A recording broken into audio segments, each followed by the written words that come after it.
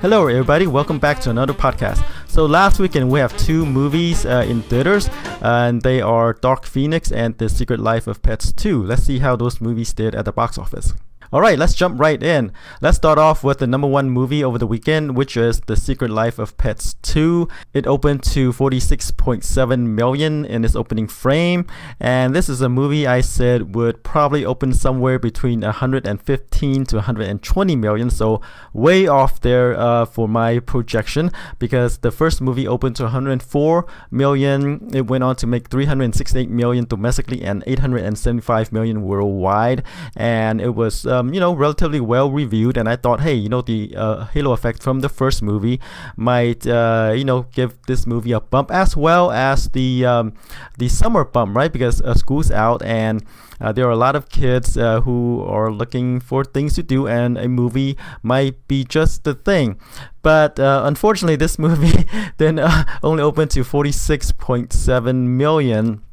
And that's a huge drop off from the first movie. So it could be that the reviews weren't good, right? 55% on the tomato meter and an A- cinema score. So the audience generally liked it, critics not so much.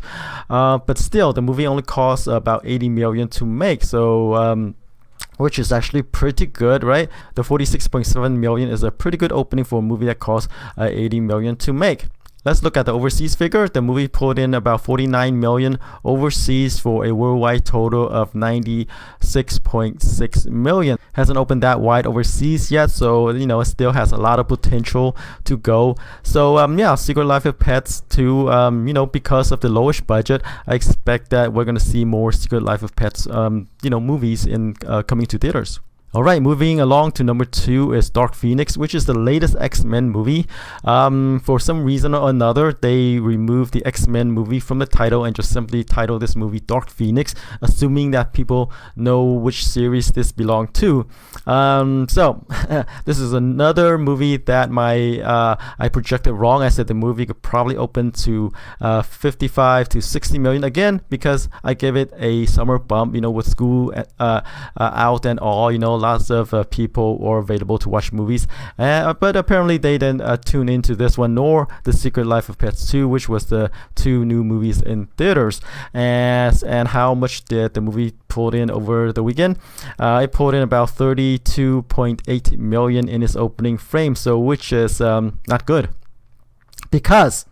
mainly because the budget is reportedly 200 million because of reshoots and all. So 200 million and it only opened to about 32 million.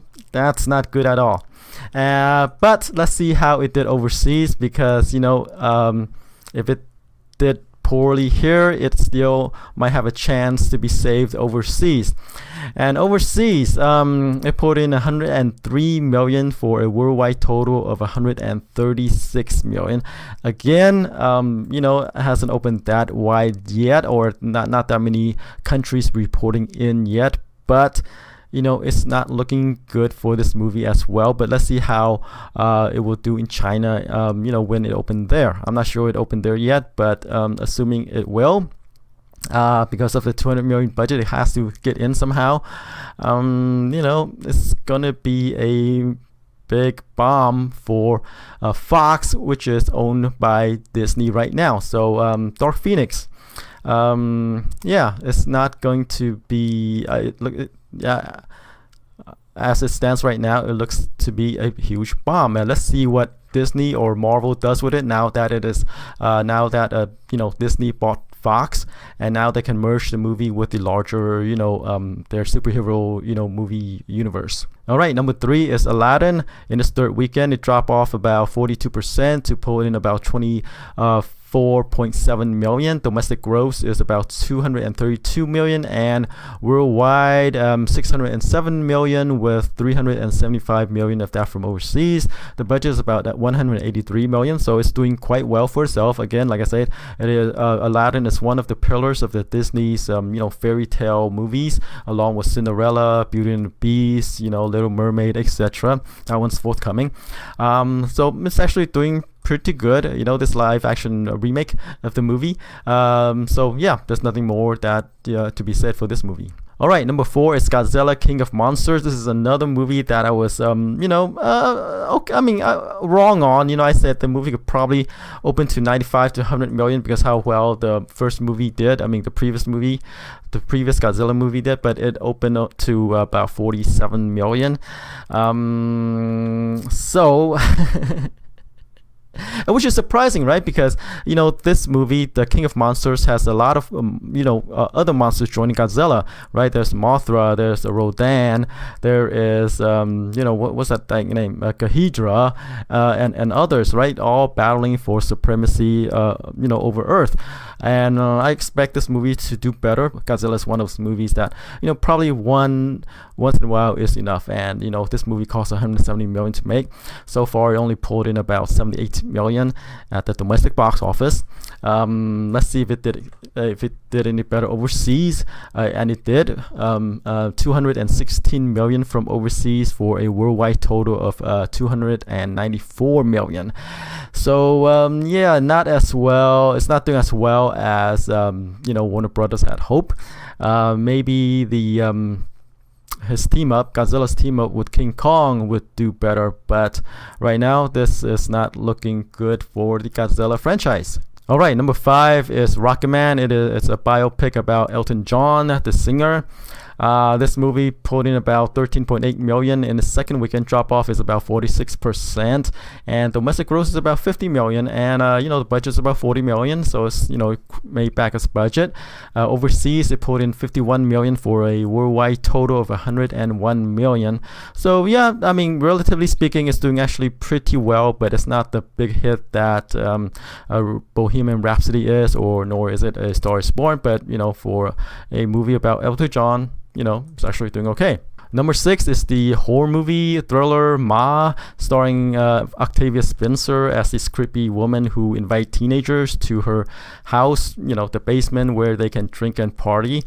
And this movie pulled in about 7.8 million in second weekend, about a 57% drop off from its opening frame, but which is expected because of horror movie, the huge drop off in the second weekend. But the drop off is relatively low still for a horror movie. Domestic gross is about 33 million.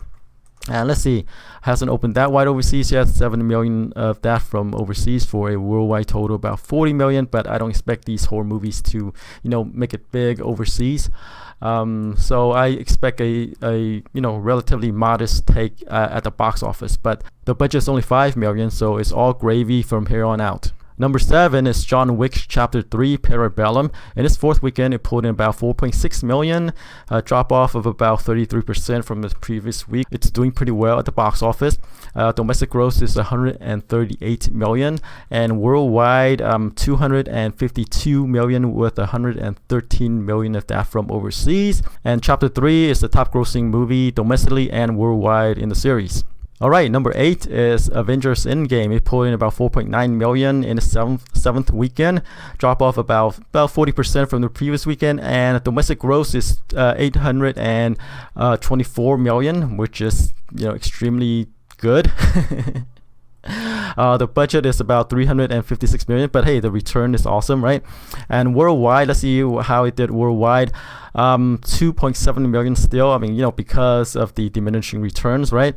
And with 1.9 billion from overseas, so 2.7 billion worldwide, 1.9 billion overseas.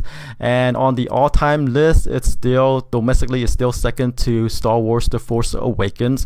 So there's still over 100 million separating the two movies, so I doubt Avengers Endgame will catch the movie unless they did like re-releases like Titanic. So looks like it won't be able to catch The Force Awakens. But worldwide, there's only about 57 million separating Avengers Endgame and Avatar, the top grossing movie of all time. So there's still a chance to catch Avatar, right? If it lingers in theater here and overseas. So the possibility is there that Avengers Endgame will end up being the top grossing movie of all time, to overtake Avatar for that top spot. All right, number 9 is Pokemon Detective Pikachu. It pulled in about 3.2 million in its fifth weekend. Drop off is about 54%. Domestic gross is 137 million. And let's see how it does overseas. Let's see, overseas it pulled in 273 million for a worldwide total of 411 million, and the budget is 150 million. So yeah, it's doing pretty good for a live action Pokemon movie. I mean, like I said, we didn't know that we wanted a live action Pokemon movie, a talking one at that, where the characters, the animated characters talk, the Pokemon talked, but there you have it, talking Pokemon movie, and it's doing actually pretty well worldwide. I mean, I'm sure we're going to see another Pokemon movies coming along with this return. All right, closing out the top 10 is Booksmart. It put in about 1.6 million in its third weekend. Drop off is about 52 million. Domestic gross is about 17.9 million. Let's see, which is actually pretty good because I don't think this movie cost that much to make. It's probably in the 5 to 10 million range. Let's see. Yeah, it hasn't opened overseas yet, and I don't expect it to open overseas. But you might get a couple million here and there from overseas, so expect this take to be modest, about in the 25 million or so. Alright, so that's it for the top 10 at the box office. Let's move on to the new releases. We're gonna have about 3 or so. One is relatively limited but wideish because of it's in over 500 theaters. So we have the latest Men in Black movie, Men in Black International, and then we have Shaft the movie, and then The Dead Don't Die, which is another zombie movie. Okay, let's start off with Men in Black International, which should be the biggest movie of the 3, and if all went okay, it should be the top grossing movie at the box office over the weekend. And this movie stars Chris Hemsworth, Rebecca Ferguson, Tessa Thompson, Liam Neeson, Emma Thompson, and others, and it's directed by F. Gary Gray, who directed Friday, Straight Outta Compton, and Fate of the Furious. So the credits there. The only worrying thing is that where's Will Smith? Where is Tommy Lee Jones? The two mainstay of the Men in Black franchise. This is sort of a kind of new spin-off of the Men in Black movies, right? With Hemsworth and Ferguson in the lead roles. So how will this movie do without Will Smith and Tommy Lee Jones, which is hard to say, but then again, it's the summer, people are looking for a movie to go to, so I expect this movie to probably pull in somewhere between 50 to 55 million over the weekend. I mean, it has a potential to make more, but this is going by Chris Hemsworth in a lead role. I mean, outside of the Avengers movies and that Snow White and the Huntsman movie, his movie with him in a leading role did okay, but not great. But this one has the Men in Black reputation, right? That has Men in Black in the title, so there is that. There is the brand name recognition involved, but still, Men in Black without Will Smith nor Tommy Lee Jones, it's kind of uncharted territory. We'll see how this one goes with the audience, right? People who were fans of the original 3 movies probably moved on. Right now we have the youngsters. That's why they kind of rebooted, spin off this movie with Hemsworth and Ferguson in the lead role. So my conservative estimate is 50 to 55. I hope I'm not like the last couple weeks where I overestimated. I mean, it has the potential to make less as well, but for this movie, I think 50 to 55 million is actually a pretty good estimate, maybe. All right, let's move on to Shaft. Shaft, he's a detective played by Samuel L. Jackson. In this one, there was a 2000 movie also called Shaft with Samuel L. Jackson in the leading role, but in this one it's also called Shaft, so confusing there. So in this one, Jesse T. Usher stars as Shaft Jr., who's investigator himself, and he wants to enlist his dad's help to solve the murder or death of his best friend. It's kind of like a family affair here. So it looks good. The trailer looks good. There's some funny elements to it. I mean, and Samuel L. Jackson as Shaft is, that's him. The 2000 movie opened to 21 million, which went on to gross 70 million domestically and 107 million worldwide. So there's a lot of years between Shaft movies, and I wouldn't say this is a franchise yet. I mean, because of how for a part these movies are released in theaters. But still, Samuel L. Jackson, people pay to watch him in his movies, and this one is a movie that's right up in his alley, right? As a potty mouth, smart alecky, action-packed, superhero sort of, right? So an opening of somewhere between 25 to 30 million is not out of the question for Shaft. All right, finally we come to The Dead Don't Die, which is a zombie movie, a comedy one at that. It is written and directed by Jim Jarmusch, starring Bill Murray, Adam Driver, Tilda Swinton, Chloe Sevigny, Steve Buscemi, Danny Glover, Rosie Perez, Iggy Pop, RZA, Selena Gomez, and among others. So there's a lot of people, name recognition involved.